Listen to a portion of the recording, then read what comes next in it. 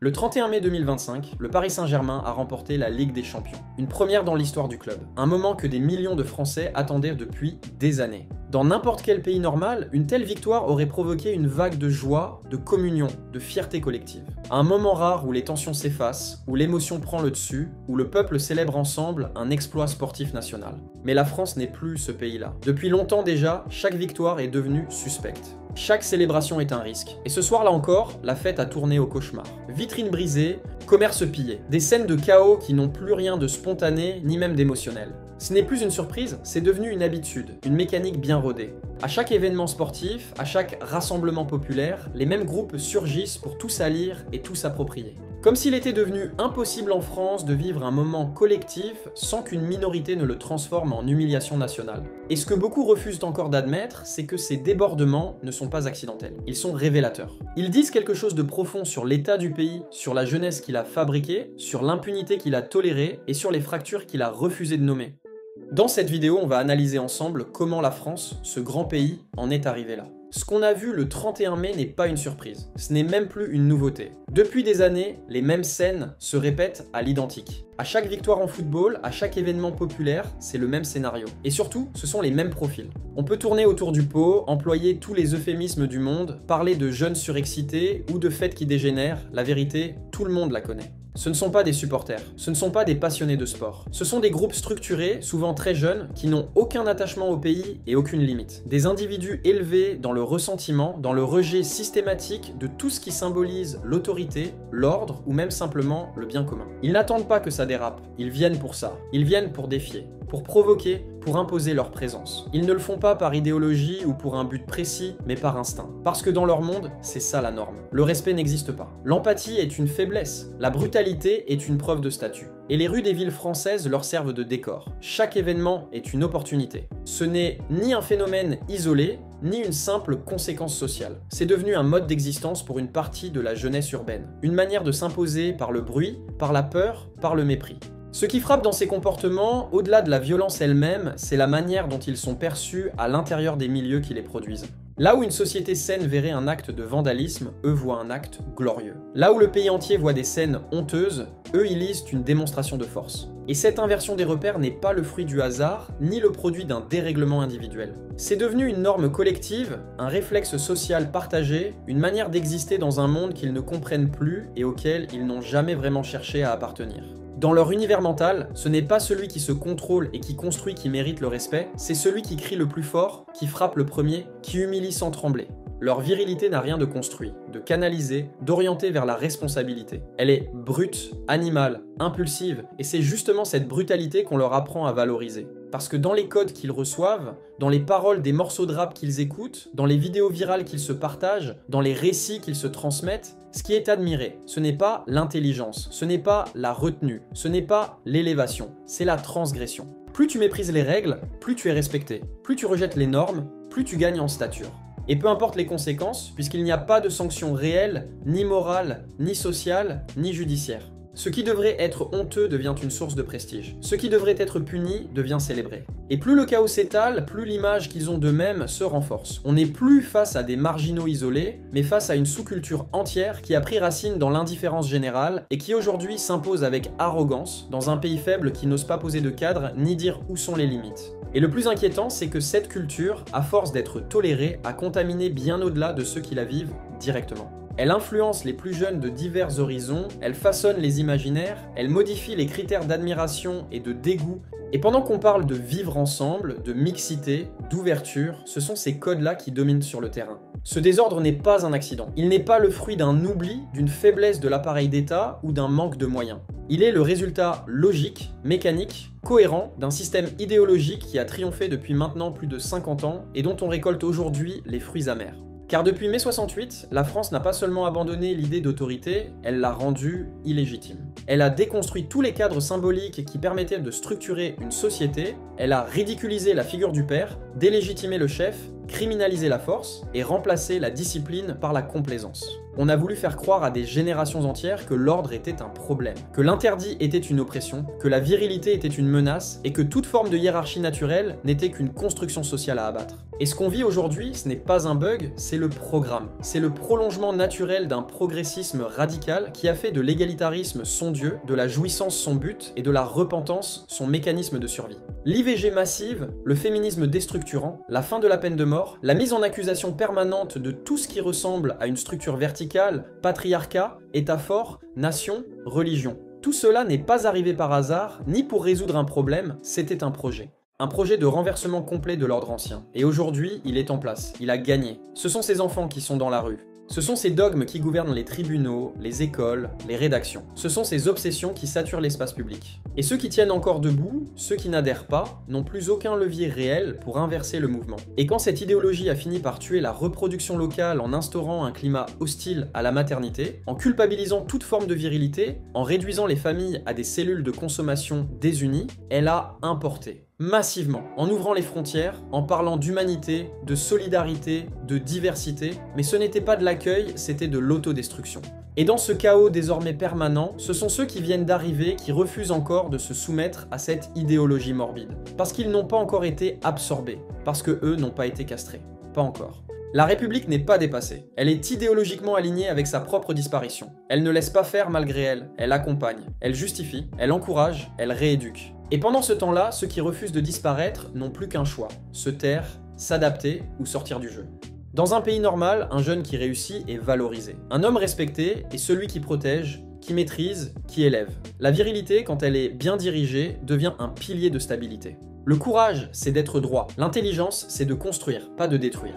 Mais dans la France d'aujourd'hui, chez une partie de la jeunesse, tout ça s'est inversé. Être équilibré, digne, posé, c'est vu comme de la faiblesse. Et à l'inverse, celui qui fait du bruit, qui insulte, qui détruit, qui se met en scène, gagne l'attention, le buzz, le respect de ses pairs.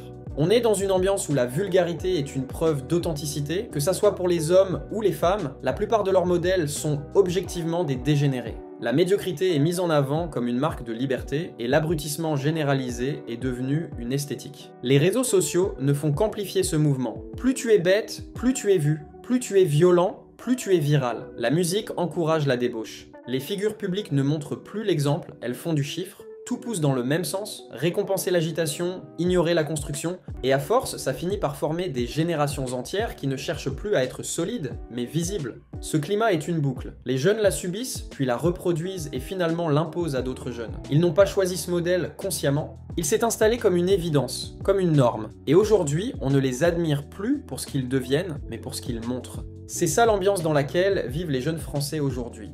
L'un des principaux responsables de la situation actuelle, c'est d'abord l'idéologie gauchiste. Pas au sens électoral, pas au sens partisan, mais au sens profond, structurel, presque instinctif. Le gauchisme, partout où il s'installe dans le monde, porte en lui une pulsion de déconstruction. Il ne cherche pas à améliorer, il cherche à effacer. Il est l'ordre, il est l'autorité, il est la tradition, il est la fierté, il est l'honneur, il est tout ce qui structure, tout ce qui impose une forme, tout ce qui transcende l'individu. Et il considère que là où il reste encore une verticalité, il faut intervenir, déconstruire, dissoudre. Cette logique n'a rien d'étonnante, elle est cohérente avec sa nature. Car le gauchisme, au fond, est une idéologie biologiquement féminisée. Il est très souvent porté par des jeunes femmes ou par des hommes à l'énergie féminine, c'est-à-dire centré sur la compassion, l'inclusion, la fluidité, la réceptivité. C'est une logique hormonale ancienne. La féminité, pour pouvoir accueillir un corps étranger, doit développer une capacité à relativiser la menace, à accueillir l'extérieur, à remettre en question ce qui est proche. Il y a là une sagesse biologique réelle, mais qui, sortie de son cadre intime et projetée à l'échelle de la société entière, devient un poison. Car à cette échelle, cela donne des institutions entières qui défendent l'étranger avec ardeur pendant qu'elles méprisent leur propre peuple. Des élites qui justifient tous les dérapages, toutes les violences, tous les comportements destructeurs quand ils viennent d'ailleurs, mais qui se montrent impitoyables envers les normes de leur propre civilisation. Le gauchiste pardonne tout, sauf à ce qui lui ressemble, il chérit tout, sauf ce dont il vient. Et il construit un système où ce qui est enraciné devient un problème et ce qui est extérieur devient un idéal moral. Pendant longtemps, cette pulsion a été contenue. Parce que dans les sociétés traditionnelles, les hommes tenaient leur rôle de gardien du cadre. Ils fixaient les limites, ils assumaient la hiérarchie. Ils protégeaient la structure contre l'émotion. Mais à partir du moment où on a castré symboliquement les hommes, où on leur a retiré leurs fonctions naturelles, où on a diabolisé toute forme de fermeté, la société a basculé. Elle s'est effondrée sous le poids de cette idéologie douce en surface, mais profondément corrosive dans ses effets. Une idéologie qui dissout, qui affaiblit, qui déconstruit jusqu'à l'os. Et ce que nous vivons aujourd'hui en France n'est que la dernière étape de ce processus. Une société désarmée, dirigée par des instincts maternels mal canalisés, qui a oublié que la survie d'un peuple repose sur la sélection, la rigueur, la clarté, la transmission et la protection du proche avant tout. Il y a là une grande leçon pour les pays qui n'en sont pas encore à ce stade. Ceux qui voient aujourd'hui ce type de discours progresser dans leurs écoles, leurs médias, leurs universités. Ce n'est pas une tendance à accompagner, ce n'est pas un débat d'idées, c'est un danger existentiel. Un virus mental. Un déséquilibre anthropologique qui, s'il n'est pas stoppé net, finira par retourner la société contre elle-même, comme on le voit en France aujourd'hui. Et ce combat ne peut pas être gagné par la modération ou le compromis. Il doit être mené frontalement. Parce que ce que cette idéologie vise, ce n'est pas l'adaptation, c'est l'effacement. Face au désastre culturel et social que produit le gauchisme, on pourrait croire que la droite apporte une réponse, qu'elle rétablit l'ordre, qu'elle remet les choses à leur place. Mais la vérité, c'est qu'en France, il n'existe pas de vraie droite. Il existe une fausse droite, une droite confuse, sans colonne vertébrale, qui croit encore que le problème central, c'est l'islam, le voile, les prénoms ou les traditions culturelles des immigrés. Elle regarde les conséquences et en fait les causes. Elle voit un jeune qui crie un mot en arabe en brûlant une voiture et en conclut que c'est l'islam qui l'a poussé à le faire, alors que ce jeune ne connaît ni les prières, ni la pudeur, ni le respect de la loi divine. Il se sert du vocabulaire religieux comme d'un accessoire. Mais sa morale est celle du rap, de la rue, du clash, du buzz, celle de la République. Cette droite-là confond tout. Elle remplace la stratégie par le réflexe. Et en croyant défendre la France, elle en dénature l'essence. Parce qu'elle ne croit plus en rien d'autre qu'en l'ordre républicain abstrait, elle finit par défendre une société sans spiritualité, sans racines, sans grandeur. Elle parle d'autorité, mais elle vit dans le même logiciel que la gauche. Elle accepte l'IVG, elle célèbre le mariage pour tous, elle défend l'Occident décadent au nom de la liberté. Elle refuse l'islam, non pas parce qu'il est exogène à la culture historique française, mais parce qu'il est structuré. En réalité, cette droite est aussi gauchiste que la gauche elle-même. Et ce qu'elle produit, c'est une fausse alternative, un repli sans repère, une crispation sans vision.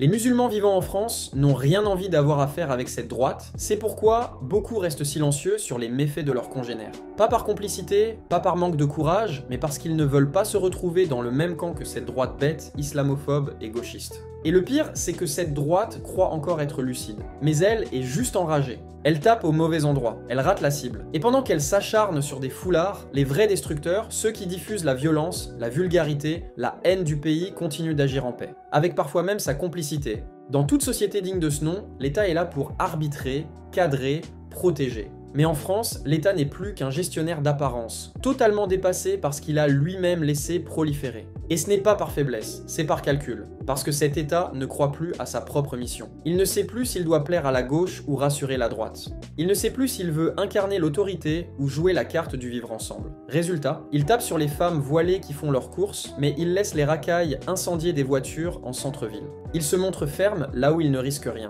et lâche là où il devrait tenir bon. Et tout cela n'est pas nouveau, c'est le fruit d'années de compromis minables, de carrières construites sur la lâcheté, d'électoralisme pathétique où chaque décision est prise non pas pour rétablir l'ordre, mais pour racoler des voix. On fait semblant d'agir. On expulse quelques sans-papiers pour les caméras, on augmente une peine ici, on annonce une réforme là. Mais sur le terrain, tout le monde sait que c'est du vent. La justice ne suit pas. La police est paralysée. Et les vrais problèmes sont contournés comme des bombes à retardement qu'on espère ne pas avoir à désamorcer. Quand un pays est déjà fragile, déjà fracturé, déjà incapable d'imposer le respect de ses lois, la dernière chose à faire, c'est d'ajouter des dizaines de milliers de nouveaux venus qu'il n'a ni les moyens de contrôler, ni les outils pour intégrer. Et pourtant, c'est exactement ce que la France fait depuis 30 ans. Chaque année, elle accueille des populations entières venues de zones du monde où les normes sociales, les rapports à la loi, à la femme, à l'espace public sont totalement incompatibles avec ce qu'il reste des codes occidentaux. On a voulu croire que l'homme était une page blanche, que n'importe qui, mis dans un environnement stable, deviendrait stable. Mais l'histoire, la biologie, la culture, tout démontre l'inverse. Un homme, c'est un produit de son milieu, de ses référents, de son cadre. Et si ce cadre est en ruine, il n'élèvera pas celui qu'on y place. Il sera contaminé par lui. L'immigration n'est pas un problème en soi quand elle est résiduelle. Elle l'est quand elle devient un flux continu, sans sélection, sans filtre, sans exigence. Elle l'est quand elle est utilisée pour masquer l'échec des politiques natalistes, le vide moral de la société, ou le cynisme économique d'un patronat qui veut de la main-d'œuvre bon marché au prix d'une fracture nationale. Ce qui arrive aujourd'hui, ce ne sont pas des immigrés comme dans les années 60, discrets, travailleurs, concentrés sur la réussite de leurs enfants. Ce sont des jeunes, souvent déscolarisés, radicalisés par des réseaux sociaux qui leur vendent une revanche imaginaire et qui voient la France comme un terrain à exploiter. Le plus grave, ce n'est pas seulement que les médias ne désignent pas les vrais responsables de la violence, c'est qu'ils participent eux-mêmes à l'alimenter. Ce sont eux qui, pendant des décennies, ont offert une tribune constante à des associations militantes issues de l'idéologie post-68arde, dont l'objectif n'était pas de préserver la cohésion nationale, mais de culpabiliser en permanence la population française. Des groupes qui ont bâti leur légitimité sur l'accusation systématique de racisme, sur la mise en procès permanente des Français dits de souche, et sur l'idée qu'il fallait accueillir sans limite, sans condition et sans débat. Toute opposition était rangée dans la haine, toute inquiétude qualifiée de xénophobie, toute critique assimilée à l'extrême droite. Et voilà que certains de ces anciens militants viennent aujourd'hui expliquer, sur les mêmes plateaux télé où ils ont longtemps promu l'ouverture absolue, que les problèmes d'insécurité sont devenus insoutenables, que la situation est hors de contrôle et que l'immigration pose question. Ces volte-face ne sont pas neutres. Elles surviennent dans un contexte très particulier, celui d'un conflit international majeur, où certains acteurs ont tout intérêt à dissocier l'opinion française du monde musulman. Il ne s'agit pas ici d'accuser, ni de prétendre détenir une vérité cachée, mais simplement de pointer une coïncidence troublante, ceux qui ont, par le passé, plaidé pour une France ouverte, culpabilisée, perméable à toutes les influences, semblent aujourd'hui changer de logiciel au moment précis où des enjeux géopolitiques extérieurs le réclament. Et c'est là que se joue une forme de trahison intellectuelle. Ceux qui ont désarmé le pays idéologiquement, qui ont cassé tous les repères, qui ont imposé une vision culpabilisante du monde, cherchent maintenant à redessiner les lignes du débat à leur avantage. Certains sentent le vent tourner, ou pire encore, ce sont eux qui le font tourner. Et pourtant, régler tous ces problèmes pourrait être très simple, très rapide. Il suffirait de rétablir la peur de l'autorité. Peine de prison sévère pour le moindre incident. Expulsion automatique pour tous sans-papiers appréhendés, enfermement immédiat dans un centre fermé, interdit d'en sortir jusqu'à ce que son pays d'origine le récupère. Fin de l'errance, fin de l'impunité. Il suffirait aussi d'un peu d'intelligence politique. Apaiser les discours médiatiques et politiques à l'égard des musulmans, laisser les citoyens de confession musulmane choisir leurs propres représentants au lieu de les humilier avec des figures imposées, analphabètes ou soumises, que personne ne respecte. Un peu de fermeté, un peu de respect, pas de flatterie, pas de soumission, juste du sérieux. Et très vite, la défiance s'effondrerait. Parce qu'un peuple qu'on traite avec dignité est toujours plus enclin à collaborer qu'un peuple qu'on insulte en boucle. Mais évidemment, rien de tout ça ne sera fait. Parce que le pouvoir actuel ne veut pas la paix. Il vit du chaos. Il gouverne dans le désordre, il prospère dans la confusion. Il a besoin de tension, de division, de peur. Il a besoin que les gens haïssent, s'accusent, se soupçonnent, pendant qu'il continue de taxer, de ruiner, d'imposer. Le niveau de taxe et d'imposition est devenu délirant, pire que dans l'ex-URSS, mais personne ne bouge, parce que tout le monde est occupé à se battre ailleurs. Et il ne faut se faire aucune illusion, ça ne va pas changer. Les élites de ce pays sont trop corrompues, trop médiocres, trop décadentes. La France est foutue. Et qu'on soit chrétien ou musulman, blanc ou descendant d'immigrés, patriote ou désabusé, vous ne devez avoir qu'un seul objectif, fuir ce pays. Il y a quelques temps, j'ai publié une vidéo sur l'immigration au Maroc, une vidéo claire, argumentée, sans détour. Et certains sont venus me reprocher un double discours. M'accuser d'être d'extrême droite quand je parle du Maroc et de gauchisme caché quand je parle de la France. Cette vidéo est ma réponse. Elle montre une chose simple, je suis cohérent, ma ligne est la même, quel que soit le pays. Je défends l'ordre, l'identité, la stabilité. Je critique le laxisme, la lâcheté, la soumission. Et il est temps de sortir des anciens cadres mentaux. De comprendre qu'un Marocain n'est pas condamné à voter à gauche, à répéter les slogans d'une époque qui n'est pas la sienne, c'est même le contraire. Un Marocain de gauche devrait être antinomique dans vos esprits. Le Maroc a toujours été un pays libéral, économiquement, ouvert au monde, mais fermé à ceux qui veulent s'imposer. Conservateur dans ses mœurs, stable dans son organisation, méfiant envers les intrusions étrangères. Être marocain, c'est être enraciné, fier, structuré. Moi, je suis simplement en phase avec ça. En phase avec mon anthropologie, avec mes racines, avec l'histoire longue de mon pays. Et si certains trouvent ça dérangeant, c'est peut-être qu'ils se sont trop éloignés d'eux-mêmes.